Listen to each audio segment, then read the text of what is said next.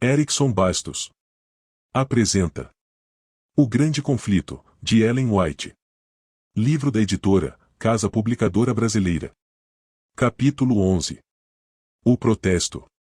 Um dos testemunhos mais nobres que já aconteceu em prol da reforma foi o protesto que os príncipes cristãos da Alemanha fizeram na Dieta de Spira em 1529.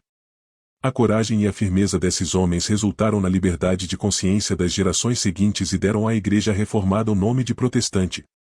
A intervenção divina vinha contendo as forças que se opunham à verdade. Carlos V estava determinado a esmagar a reforma, mas sempre que levantava a mão para golpeá-la, era forçado a dirigir o golpe para outra parte. Vez após vez, em momentos críticos, o exército turco aparecia na fronteira, ou o rei da França ou até mesmo o Papa guerreavam contra ele. Dessa maneira, em meio aos conflitos e tumultos das nações, a reforma foi deixada de lado, para se fortalecer e espalhar.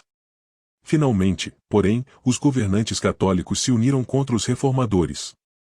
O imperador convocou uma dieta, ou concílio, para se reunir em Spira em 1529, com o propósito de acabar com as heresias. Como os métodos pacíficos haviam falhado, Carlos estava pronto para usar a espada. Os adeptos de Roma demonstraram abertamente sua hostilidade em relação aos reformadores. Melanchthon disse: somos aquilo que o mundo odeia e tenta afastar. Mas Cristo olhará para seu pobre povo e o preservará. O povo de Spira estava sedento pela palavra de Deus, e apesar de ser proibido, milhares se aglomeravam nos cultos realizados na capela do eleitor da Saxonia. Isso fez a crise acontecer mais cedo. A tolerância religiosa já tinha sido estabelecida por lei, e os estados nos quais a reforma era forte resolveram se opor a qualquer restrição de seus direitos. No lugar de Lutero, estavam seus cooperadores e os príncipes que Deus havia levantado para defender sua causa. Frederico da Saxonia havia morrido, mas o duque João, seu sucessor, havia recebido a reforma com alegria e demonstrava grande coragem. Os padres exigiam que os estados que haviam aceitado a reforma se sujeitassem à jurisdição romana. Os reformadores, por sua vez, não podiam consentir que Roma readquirisse o controle sobre as terras que tinham recebido a palavra de Deus. Por fim, propôs-se que, onde a reforma não havia sido estabelecida, o edito de Worms fosse colocado em vigor. E onde os habitantes não se conformassem com ele sem perigo de revolta, deveriam pelo menos não introduzir nenhuma reforma nova, nem se opor à celebração da missa, e não permitir que nenhum católico romano aderisse ao luteranismo. Essa medida foi aprovada no concílio, para grande satisfação dos padres e oficiais da Igreja. Questões importantes. Se esse edito fosse colocado em prática, a reforma não poderia se ampliar, nem se estabelecerem alicerces sólidos, onde já existia. A liberdade seria proibida. Não haveria permissão para ninguém se converter. A esperança do mundo parecia prestes a se extinguir. Os evangélicos olhavam uns para os outros com grande desânimo. O que podemos fazer? Os líderes da reforma devem se sujeitar e aceitar o edito? Os príncipes luteranos receberam a garantia do livre exercício de sua religião. O mesmo privilégio foi estendido a todos os seus súditos que haviam aceitado os pontos de vista reformados antes da aprovação do edito. Isso não deveria satisfazê-los? Felizmente, eles olhavam para o princípio sobre o qual esse acordo se baseava e agiram pela fé. Qual era o princípio? Era o direito de Roma de forçar a consciência e proibir o livre estudo. Mas eles e seus súditos protestantes não desfrutariam liberdade religiosa? Sim, mas como um favor especialmente concedido no acordo, não como direito. Se aceitassem o arranjo proposto, estariam praticamente admitindo que a liberdade religiosa deveria se confinar à Saxonia reformada. E para o restante da cristandade, o livre estudo da Bíblia e a profissão da fé reformada seriam crimes punidos com a masmorra e a fogueira. Consentiriam em restringir a liberdade religiosa a determinados locais? Os reformadores seriam capazes de afirmar que eram inocentes em relação ao sangue de centenas e milhares que precisariam abrir mão da própria vida em terras católicas em decorrência do acordo? Rejeitemos este decreto, disseram os príncipes. Em questões de consciência, a maioria não tem poder. Proteger a liberdade de consciência é dever do Estado, e esse é o limite das autoridades em questões religiosas. Os governantes católicos se determinaram a acabar com aquilo que chamaram de ousada obstinação. Os representantes das cidades livres foram solicitados a declarar se aceitavam os termos da proposta.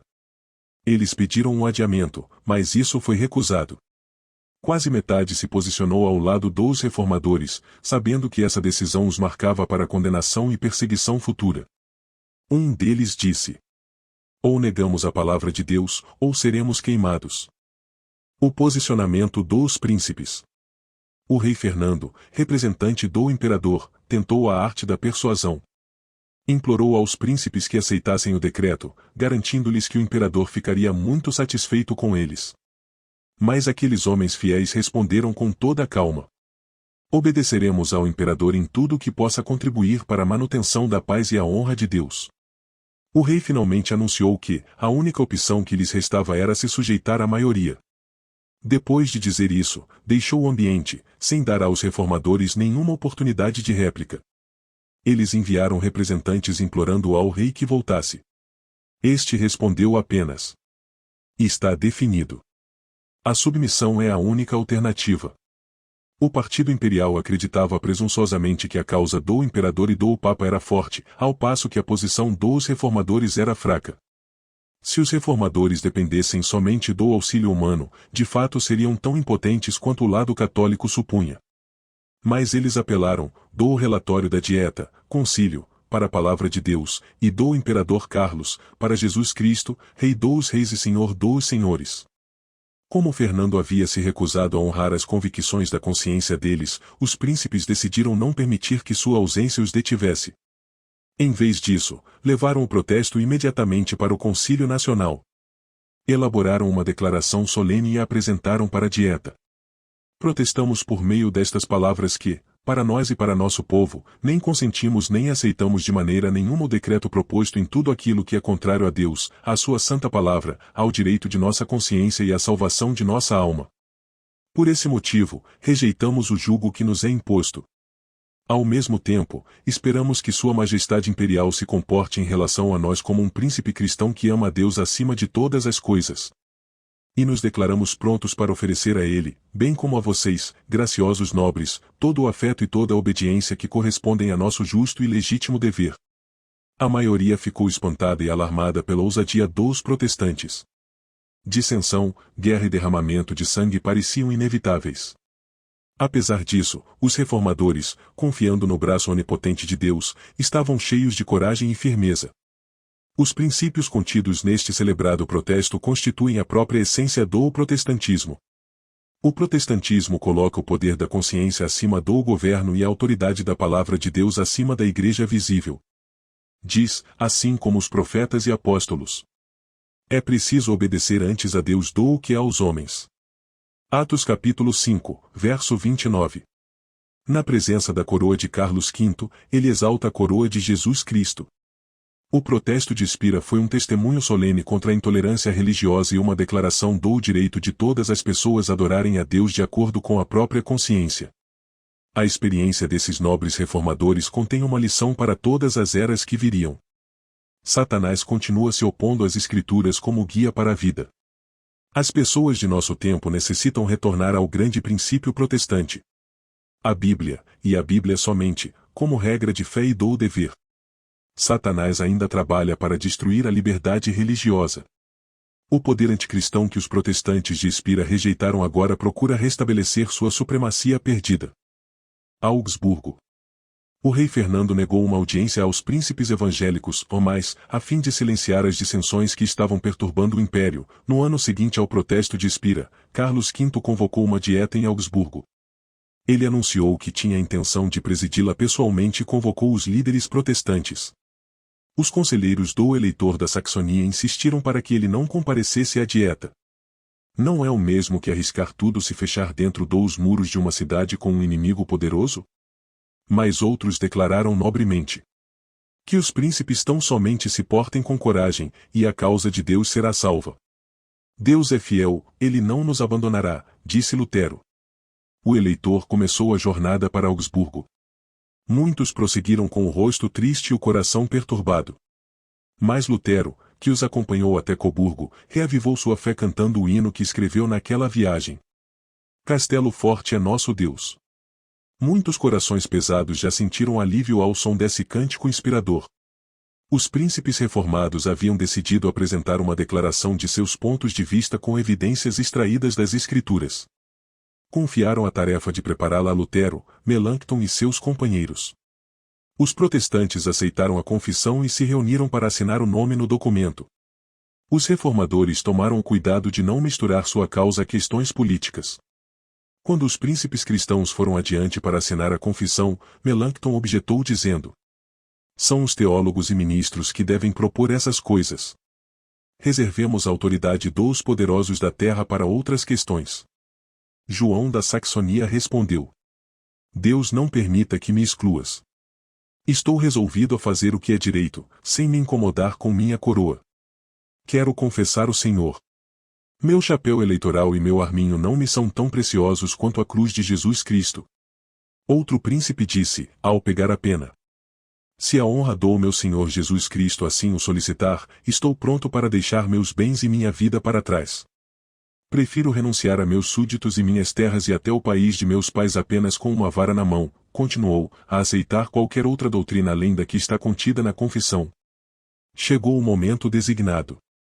Carlos V, cercado pelos eleitores e príncipes, separou tempo para ouvir os reformadores protestantes. Naquela elevada assembleia formal, os reformadores apresentaram com clareza as verdades do Evangelho e apontaram os erros da Igreja Católica. A ocasião foi chamada de o maior dia da Reforma e um dos mais gloriosos da história do cristianismo e da humanidade. Lutero havia se apresentado sozinho em Worms.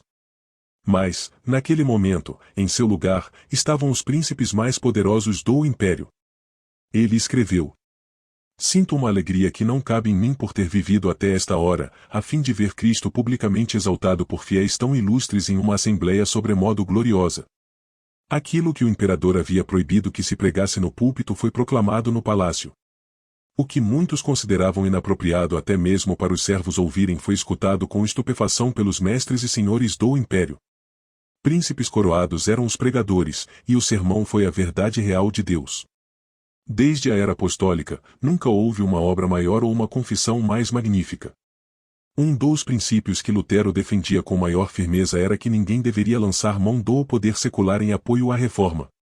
Ele se alegrou porque os príncipes do império confessaram o Evangelho, mas, quando eles propuseram uma união em aliança defensiva, o reformador declarou que a doutrina do Evangelho deveria ser defendida apenas por Deus.